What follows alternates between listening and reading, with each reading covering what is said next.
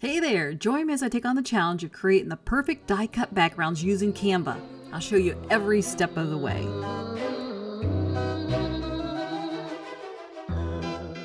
Have you ever wanted to start a craft project using metal cut dies and realized, oh, I need 6 different pieces of cardstock? I'm going to have to dig that out. But did you know you can make all 6 of those in Canva on one sheet of cardstock? By using Canva, I'm going to show you how to make those backgrounds pop and come alive from this 6-piece metal die cut set right here. It's a cool looking little skull with different layers, different colors. And by using Canva, we can make a variety of different backgrounds on one sheet of plain white cardstock and get everything we need and just print this off and make this real simply. Let me show you how. So first, go to Canva. There are free versions you can try, or a 30-day free trial version of the Pro account you can also try. I have the Pro and I just love it. So what you want to do is create a design and go up to Elements and then choose this frame that's square. And I'm going to make this a little bigger than each of my die cuts. So 3x3 fits perfectly with this, but size this according to your needs. And so copy this square 5 times since I have 6 metal dies I need to do. So I'm going to spread this evenly across my cardstock. And I'm going to put a different background in each one. And when I cut this out, it's going to be just easy. It's just going to be, that's just what I'm looking for here. So to get your backgrounds that you need, go over to the Elements again into the search bar. And the first one we're going to pick here is going to be the very last one. It's a black background. So I'm just going to type in black background in here, and it's going to pull up a variety of different things that we can pick that's in that shade. And so I'm just going to click see all. So I'm going to I want something a little textury. It gives it a lot more kind of a 3D look when it's finished. If it's all flat colors, you can just use normal cardstock for that, but I wanted something a little bit different. So this has a little bit of speckle in it, which I like. And so that one's picked. That easy. So go to number 2. The next layer is kind of a dark gray background. So I'm going to type that in here and brings up a bunch of choices. Again, I'm going to go for something that's got a little textury look and kind of scroll through here. There's many choices. If it's got a crown on it, that means it's a pro version. If it doesn't have a crown, that means it's free to use. So there's tons of options here, and feel free to pick and choose and scroll and pick something you like, but I'm making this quick. So I'm just going to kind of go down through the list a little bit here. Now this is a blue-gray background, and it kind of has a denim look. I really like this one. And I think it's going to add a lot more character and make the image pop on my die cut. And next I have a beige gray background, and I'm just going to scroll through here and pick something a little bit more plain. I don't want every single layer to have a lot of texture look. And so I'm going to pick a plain one here. And put that one right in there. And the top of this die is kind of a white. And I don't want it stark white, so I'm just going to put in off-white at the top. And it's going to come up with a bunch of choices here of kind of some off-white colors. And I'll kind of choose one here that kind of picks the need. Oh, I have one left over.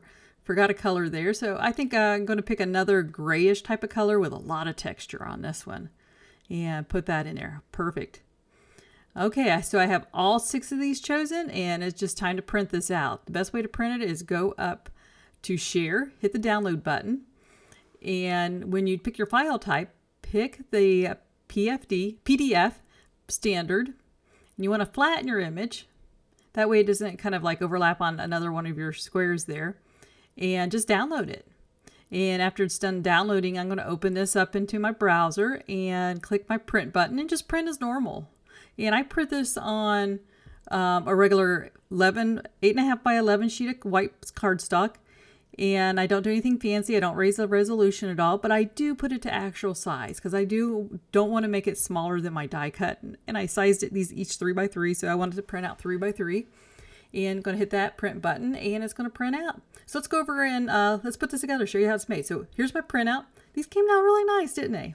And here's the picture I'm kind of going for, and here's my die cuts. And I'm going to kind of spread these out and figure out which layer goes with what. And this takes a moment to figure out how these are layered.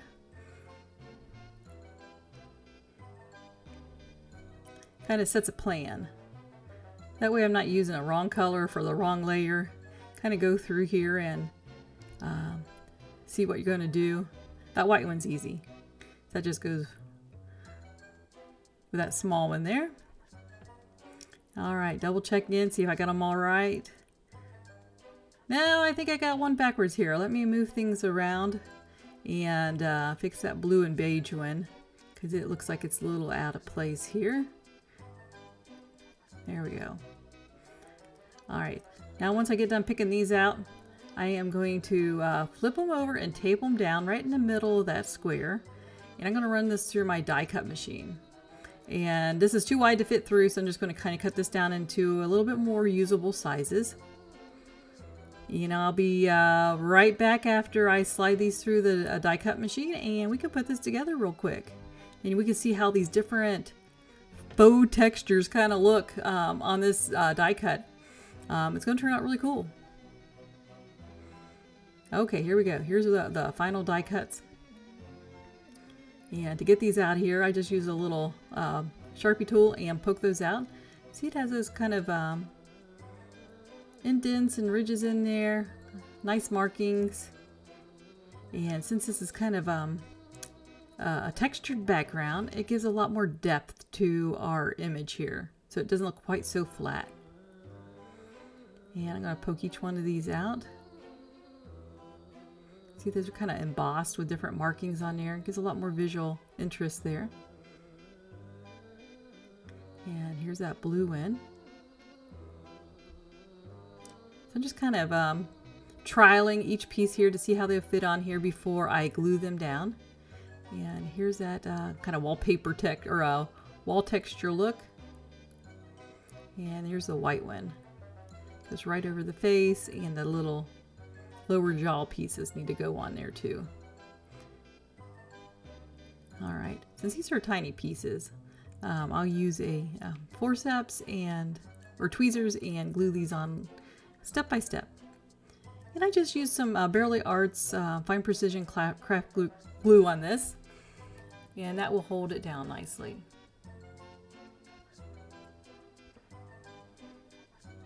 There it is. Barely Art Precision Craft Glue, my favorite. It dries pretty quick, so once you put this on, you got to get in position where you want it fairly quickly. So I'm just going to dab this around. I'm going to speed this part up here because I'm just doing some gluing. I'm anxious to see what this all looks like together.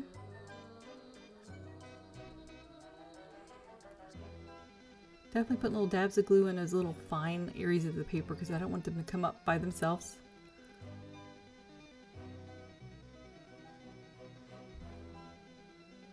Kind of seeing where that will go on there. I love this layering technique. You can see down inside these layers very nicely.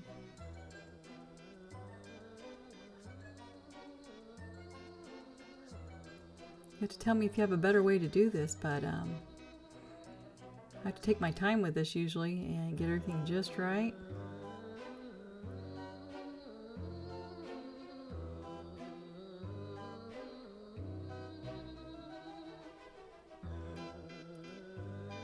You gotta stick around to the end because I decided to put this on a Halloween card that came out so cute. And gotta figure out who I'm gonna send that to. So here's this tiny little white piece that's gonna go kind of right around the eyes and down the nose area. A little dab of glue on each of those little spots.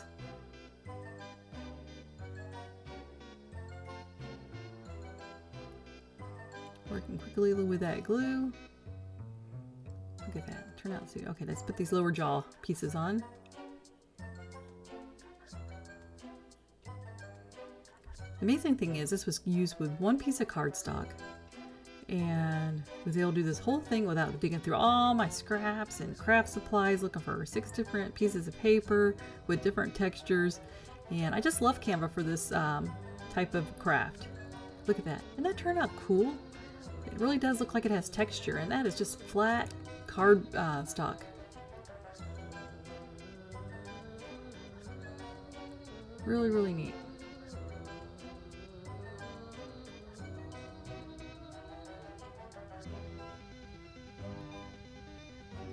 And it didn't come come out too thick either, since I used just regular basic cardstock with nothing fancy.